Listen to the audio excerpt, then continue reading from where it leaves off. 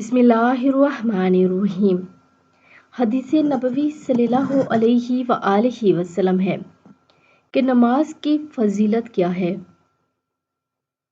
हज़रत अब्दुल्ला बिन उमर से रिवायत है कि रसूल करीम सल्लल्लाहु अलैहि वआलिहि वसल्लम ने फरमाया, जो बंदा नमाज एहतमाम से अदा करेगा तो वो क़यामत के दिन इसके लिए नूर होगी, जिससे क़यामत के अंधेरों में इसको रोशनी मिलेगी और इसके लिए निजात का जरिया बनेगी। बेशक नमाज पढ़ने वाला क़यामत के दिन निजात पाएगा और नमाज इसका नूर होगी। अल्लाह रब्बुल इज़्ज़त हम सबको पंजगाना नमाज पढ़ने की तौफीक अता फरमाए। और आप सभी वीडियो को आगे लाजमी शेयर किया करें और ज़ैनब इस्लामिक टीवी को ज़रूर सब्सक्राइब करें। जज़ाकल्लाहु खैर।